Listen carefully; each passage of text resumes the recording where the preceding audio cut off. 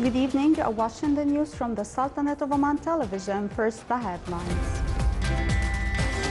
Assigned by His Majesty Sultan Haytham bin Tariq, His Excellency the Minister of Health heads the Sultanate's delegation to the United Nations General Assembly Extraordinary Session on COVID-19 pandemic.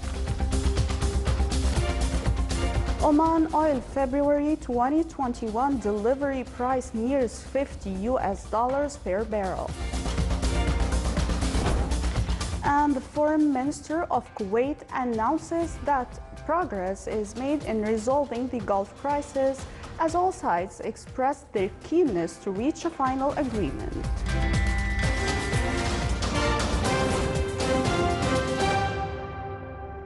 Those were the headlines. Now for the news in detail.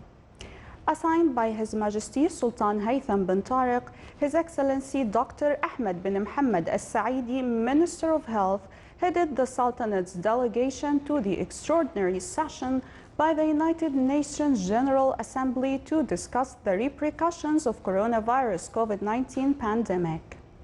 The meeting covered general discussions about the implementation of the General Assembly's decisions on COVID-19 and how vaccines and medical equipment can be obtained.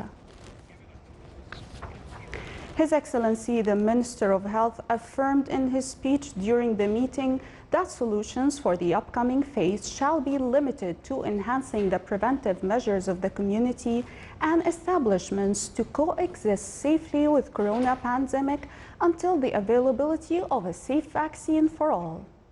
He called for joint work towards enhancing cooperation, coordination, and solidarity at the global level to face the pandemics and global challenges as to achieve stability, security, and development for all.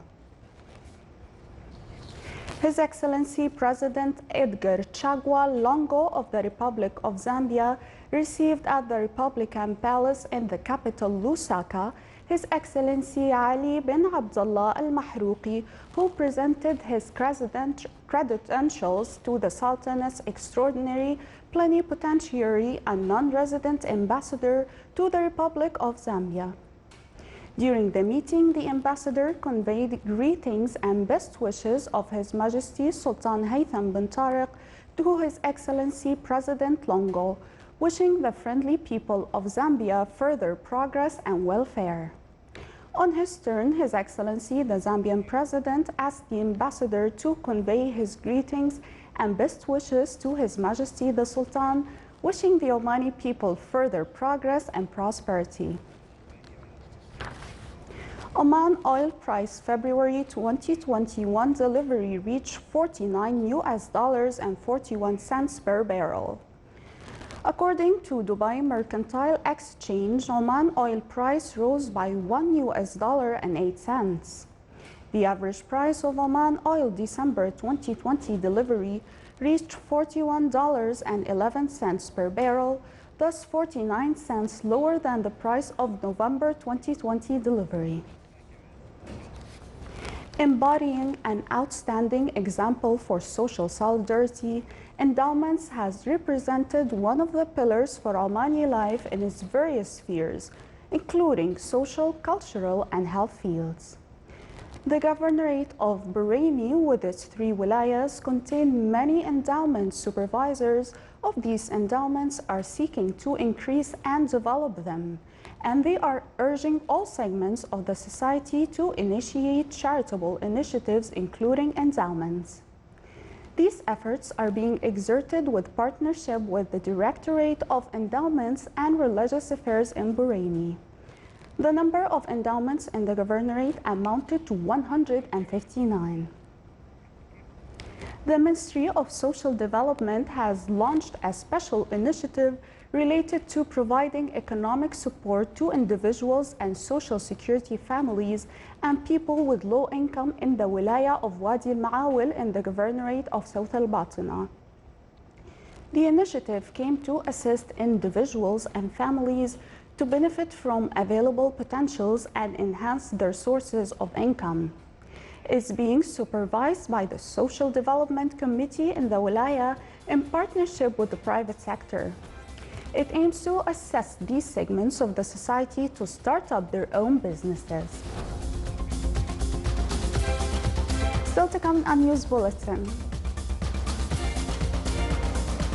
A Chinese spacecraft lifts off from the moon with a cargo of lunar rocks for its return journey to the Earth.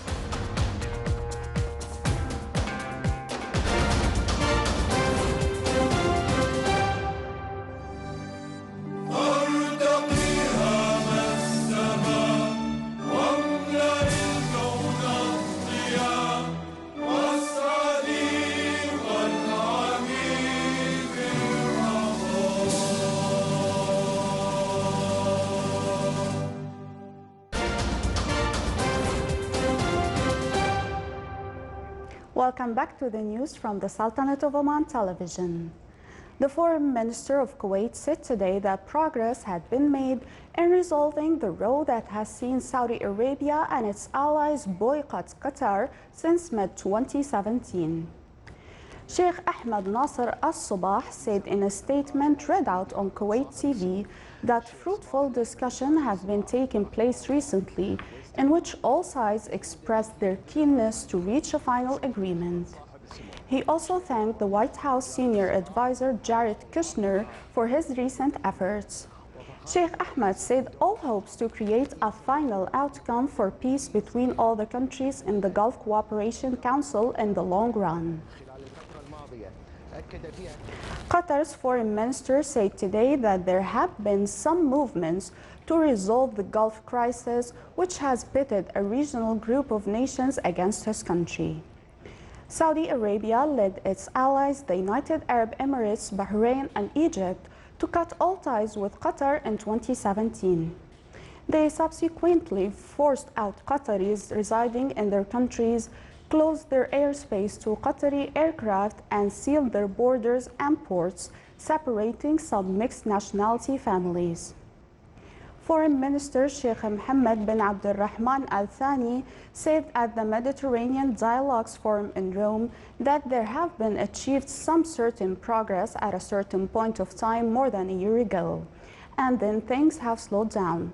Right now, there are some movements that they hope will put an end to this crisis. Saudi Arabia's closure of its airspace has forced Qatar Airways aircraft to fly over Iran, paying significant overflight fees to Tehran in the process, reaching up to $100 million annually.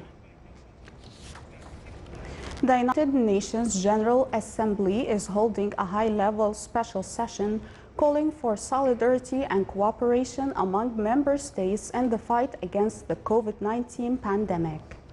Members stood and observed a minute of silence for all the victims of the COVID-19 pandemic at the opening.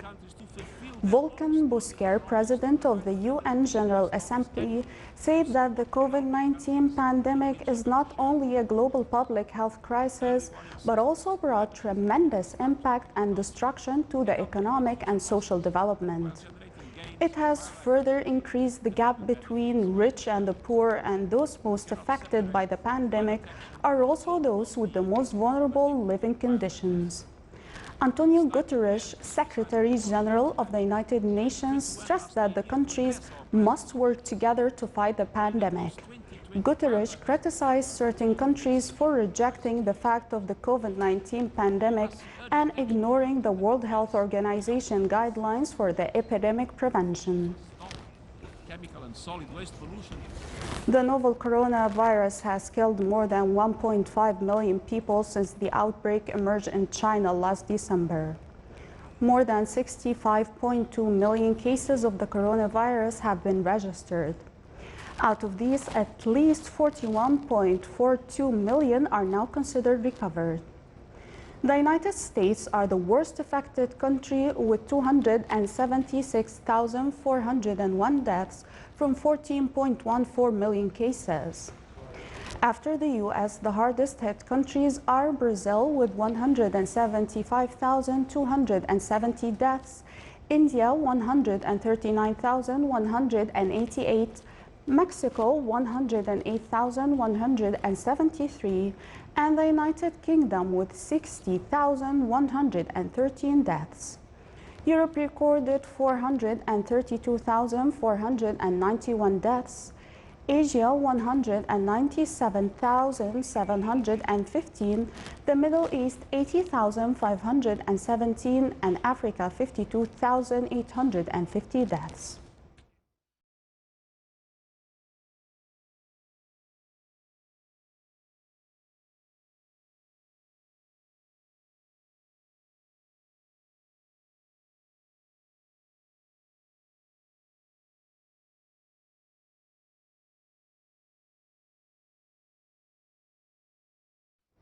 UN agencies warn that the window to prevent a famine in the war-torn Yemen is narrowing, with a new study showing that millions of people in the country will face some form of food crisis over the next year. According to a joint statement by the World Food Programme, UNICEF, and the Food and Agriculture Organization, more than half of Yemen's population of 30 million risks slipping into worsening levels of hunger by mid-2021. David Beasley, WFP's executive director, said that these alarming numbers must be a wake-up call to the world. Yemen is on the brink of famine, and we must not turn our backs on the millions of families who are now in desperate need. In recent months, Yemen has witnessed a significant drop in the humanitarian aid as key Arab donor countries failed to fulfill earlier pledges. Bangladesh naval vessels carried out some 1,600 Rohingya refugees towards a remote island in the Bay of Bengal today, despite complaints by refugees and humanitarian groups that they were being concerned. Bangladesh said it's only moving refugees who are willing to go to Bhasan Char, a flood-prone island that emerged from the sea 20 years ago. And it will ease chronic overcrowding in the camps that are home to more than 1 million Rohingya members of a Muslim minority who have fled neighboring Myanmar. More than 730,000 Rohingya fled Myanmar in 2017 following a military-led crackdown. A Chinese spacecraft lifted off from the moon last night with a cargo of lunar rocks, beginning the first stage of its return to the Earth. Chang'e 5, the third Chinese spacecraft to land on the moon and the first to take off from it again, is the latest in a series of increasingly ambitious Chinese space missions. The country also has an orbiter and rover headed to Mars.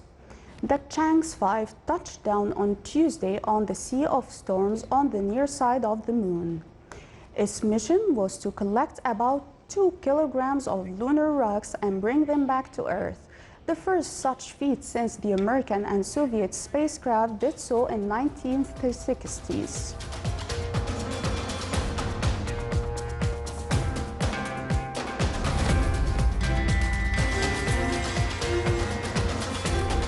This is the Sultanate of Oman television. Before we end tonight's news bulletin, here are the main points once again. Assigned by His Majesty Sultan Haytham bin Tariq, His Excellency the Minister of Health, heads the Sultanate's delegation to the United Nations General Assembly Extraordinary Session on COVID-19 pandemic. Oman oil February 2021 delivery price nears $50 per barrel. And the Foreign Minister of Kuwait announces that progress is made in resolving the Gulf crisis as all sides express their keenness to reach a final agreement. With that, we come to the end of tonight's news bulletin. From all of us here at the newsroom and the studios, thank you for watching and have a good night.